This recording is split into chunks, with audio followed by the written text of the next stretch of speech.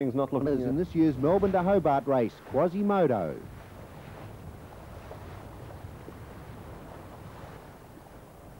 This is Pasha that won the race back in 1970 when owned by Bob Crichton Brown.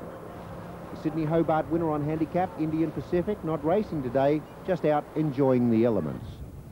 Around the first mark off Tranmere and Vengeance having no trouble flying her spinnaker. She was first round.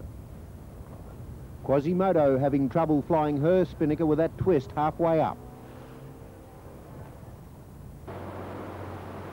This is Bacardi, who did so well on handicap, flying that spinnaker and that green and gold blooper. Over the line, and it's Vengeance finishing first, 15 minutes in front of Quasimodo in second place, then Police Car, who was king of the Derwent this afternoon, finishing in third place, having their own private battle, Parmelia and Pasha as their spinnaker's touch.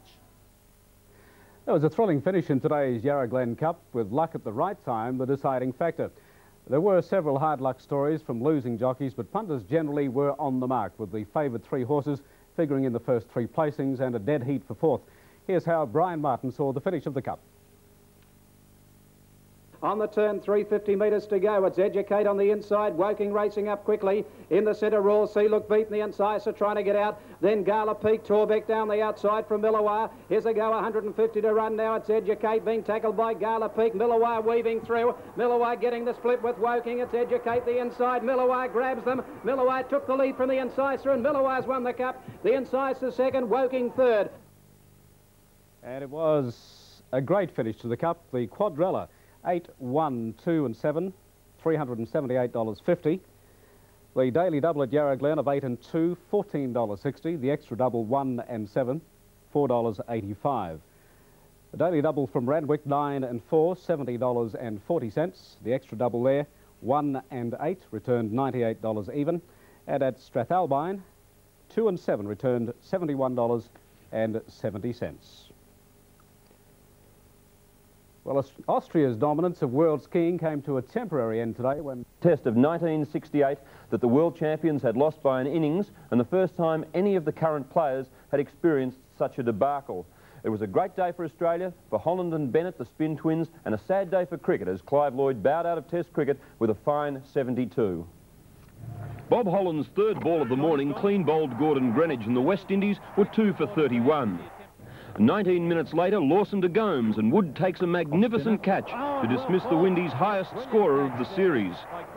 Wood came into the picture again when he appealed vigorously for this bat-pad catch off Bennett, but Richie Richardson was given not out. It was only 6 minutes later that Bennett and Wood got their revenge. West Indies 4 for 93.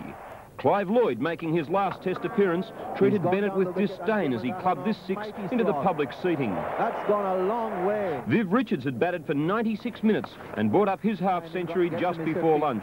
It was his highest Test score on the SCG. So often the unlucky bowler in recent weeks, Bennett got the big breakthrough. Richards for 58 and the middle stump completely dislodged.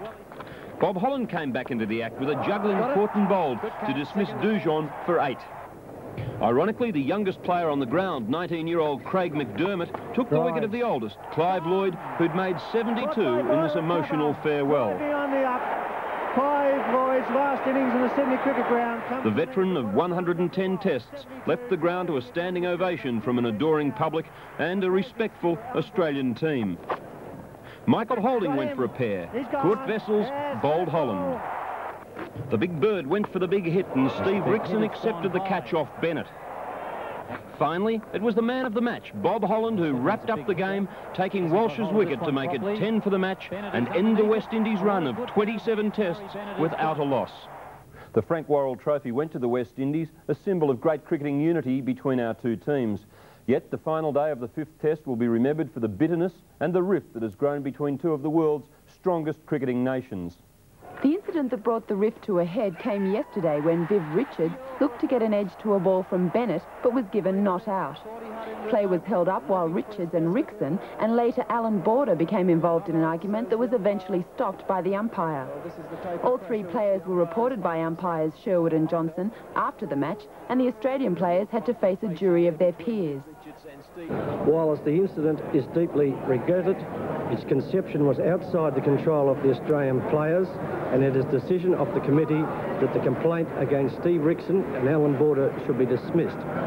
But if the Australians are not guilty, where does that leave Viv Richards? The committee's statement alleges Richards used foul and abusive language without provocation and that he threatened to end the matter outside the ground after the match. West Indies team manager Wes Hall says that all three players are guilty.